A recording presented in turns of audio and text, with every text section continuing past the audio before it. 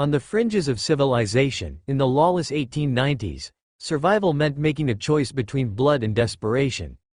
In a land where myth and terror walked side by side, two drifters, Purvis and Buddy, learned that the price of sin was steep. Purvis and Buddy ride along narrow, dusty trails. The wind howls among the rocks as distant hoofbeats echo. Shadows flicker over an ancient burial mound. Buddy, whisper, "They're comin', we gotta hide before the hooves are upon us." They dismount swiftly, scrambling behind boulders.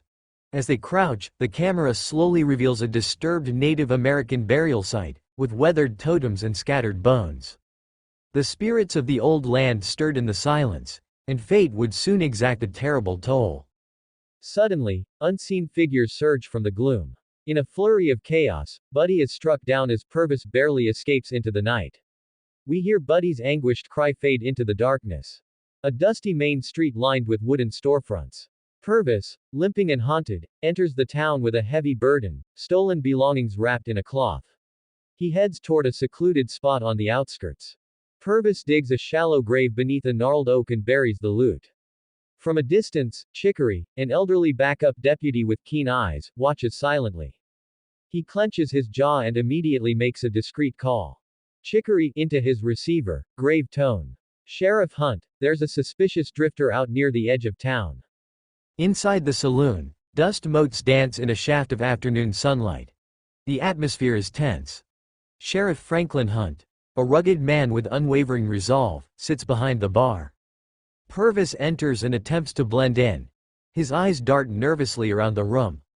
Sheriff Hunt calm but probing. "Evening, stranger. What brings you to Bright Hope?" Purvis hesitates. Under Hunt's steely gaze, he stammers. Purvis. "Name's Buddy." A beat of silence follows. The sheriff's eyes narrow in suspicion. Suddenly, Purvis bolts toward the exit.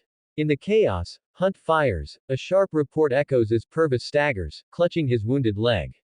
Sheriff Hunt, commanding, "Hold it right there." John Bruder, a local educated man with a roguish charm, witnesses the shooting from a side alley.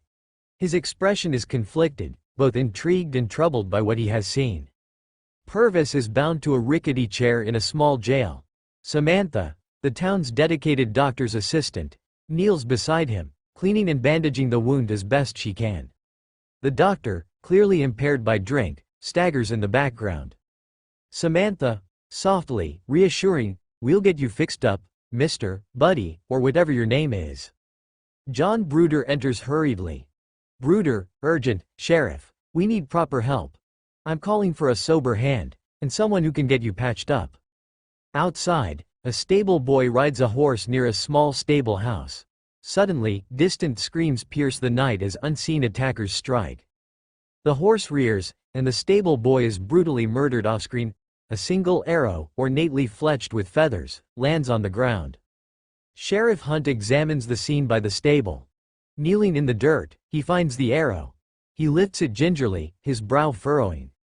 Sheriff Hunt, murmuring to himself, "This is no ordinary arrow, it speaks of ancient vengeance." Nearby, a local Native American man is approached. He examines the arrow and, with a grave tone, explains its origins. Native man, that arrow belongs to a clan, troglodytes who dwell in the Valley of the Starving Men. They are savages, cannibals who honor ancient rites. Hunt's face hardens with determination. "Sheriff Hunt. Then they've taken Purvis, Samantha, and Deputy Nick. We must act before they unleash further horror." In the pale light of dawn, Sheriff Hunt assembles a makeshift posse. Alongside him stand Arthur O'Dwyer, a rugged foreman nursing a broken leg, and Chicory, the cautious deputy. John Bruder, still reeling from the earlier events, joins reluctantly. Arthur, grimacing, resolute, "I may be hurt, but I won't let them desecrate our home and my family." Bruder, with a bitter edge, "We're chasing ghosts and monsters. But if there's blood to be shed, I'm in." Chicory adds, eyes scanning the horizon. "Chicory, I've seen enough to know these aren't ordinary savages. We need every ounce of courage we have." The posse rides out, their horses kicking up dust as they leave the safety of Bright Hope. The camera follows the posse riding along a seemingly endless dusty road. The oppressive heat and barren landscape mirror the weight of their task. As they ride, tension mounts between Arthur and Bruder. Arthur, through gritted teeth. This isn't just a rescue. This is a reckoning. We cannot let our personal grudges cloud our judgment. Bruder, snapping back. You think your broken leg makes you more righteous? We're all in this together, or we're all doomed. A brief, heated argument ensues before Chicory intervenes with a firm hand on both shoulders. Chicory, enough. Our focus must be on those cannibals, not on our differences. We press on, quietly and swiftly. The posse sets up a temporary camp in a secluded grove. Around a small fire, they share sparse rations and whisper about the legends of the valley. The mood is somber, punctuated by moments of bitter reflection. Sheriff Hunt, reflective, almost to himself. I carry with me opium tincture, a relic from a previous raid. If fate grants us the chance, it may be our secret weapon against these savages. Bruder eyes the flask warily while Arthur silently tends to his injured leg. Under a cloak of darkness, the posse is ambushed by a band of raiders. The sounds of hooves and arrows fill the air. Chaos erupts. The camera captures a frantic struggle. Arrows fly, horses are injured, and the group is forced to scatter. Bruder's horse is wounded, and with regret, he puts it down. Amid the melee, Arthur and Hunt fight valiantly, their faces lit by the flickering firelight of battle. Bruder, wounded, desperate. I never imagined it'd come to this. The trail's been lost, our horses stolen. Amid confusion, Chicory drags a limping Arthur away from the heaviest fighting, urging him to rest. Meanwhile, Hunt and Bruder press forward, their determination mingled with despair. Sheriff Hunt, roaring over the din. Keep moving. We cannot falter now. The scene ends in a moment of bitter triumph and crushing loss as the surviving members of the posse continue their journey on foot. The landscape transforms into a forbidding valley shrouded in mist. Jagged cliffs and dense, foreboding vegetation signal that they have entered enemy territory. Hunt, Bruder, and Chicory are battered and exhausted as they advance cautiously. The silence is punctuated by the distant sound of arrows whistling overhead. Suddenly, a barrage of arrows descends upon them. The trio dives for cover behind rocky outcrops. Bruder, breathless, in pain. They're everywhere, it's like a storm of death. In the ensuing firefight, Hunt and Chicory manage to kill 2 attackers, but Bruder is grievously injured in the struggle. His ragged breaths and pained cries echo as the group retreats momentarily. Separated by the chaos, Bruder limps alone through a narrow canyon. Bloodied and determined, he fights off a lone assailant in a desperate duel. The struggle is brutal and raw.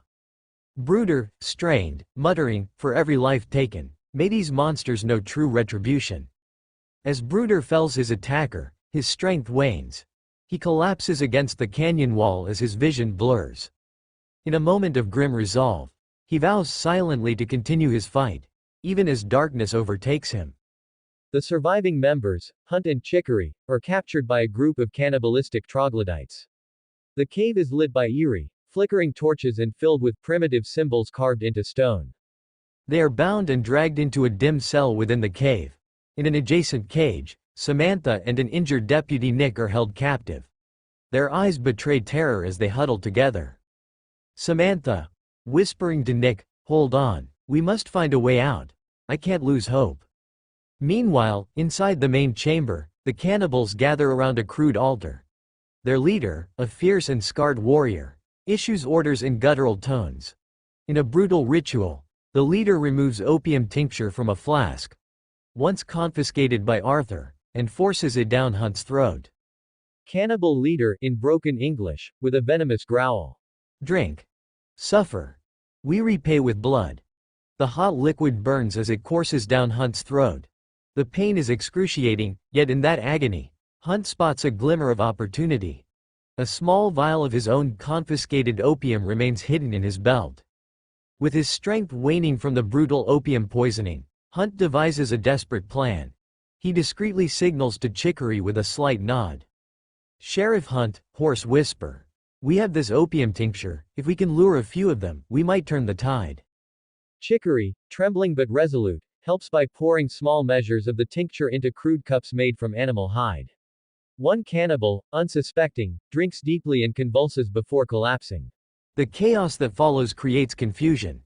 Hunt, using the distraction, overpowers a guard and retrieves a primitive bone tomahawk from the leader's sidearm. Sheriff Hunt, yelling, "This ends now." He charges toward the tribe's leader. In a vicious, hand-to-hand struggle within the dim light, Hunt manages to disarm the leader and lands a fatal blow with the bone tomahawk. The other cannibals, momentarily stunned, hesitate as Arthur, having finally caught up despite his broken leg, bursts into the chamber. Arthur, shouting through pain, "For my family, for bright hope, no more." The scene becomes a frenetic melee as Hunt and Arthur fight side by side. Samantha and Nick, witnessing their captor's demise, find renewed hope. With the main assault repelled, Arthur, Samantha, Chicory, and a mortally wounded Hunt gather near the cave's entrance. The survivors survey the carnage, a testament to the brutality of their foe. Outside the cave, in the early light of dawn, two mutilated figures, blinded and dismembered, linger in the distance as a grim reminder of the tribe's savagery. Samantha, teary, resolute, "We've seen too much horror, but we must return home and warn them." Hunt, clutching his injured arm, speaks with a final determination. "Sheriff Hunt, I'll stay behind if I must. I can't let them follow us to Bright Hope. Every last one must be stopped."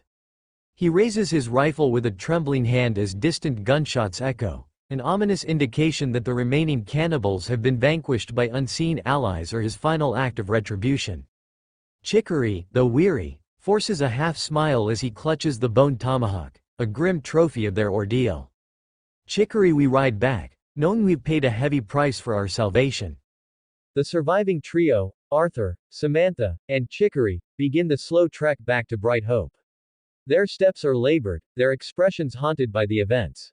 Along the barren road, remnants of the brutal battle fade into the distance. Arthur, voice trembling yet firm, "Every step home is a promise to those we lost. We carry their memory, and our own guilt, like a burden in our souls." The camera pans upward to a vast, empty sky as they ride slowly, their silhouettes etched against the horizon. In the end, the frontier holds no winners, only survivors scarred by blood and memory. The cost of redemption is measured in anguish and courage. The town of Bright Hope awaits its return. As the trio rides into town, whispers of the night's horrors mix with the hope of dawn. A candle flickers in a window, symbolizing resilience amidst darkness. Some say Sheriff Hunt's final act ensured that the tribe would never darken these lands again. Others whisper that the souls of the fallen still wander the hills.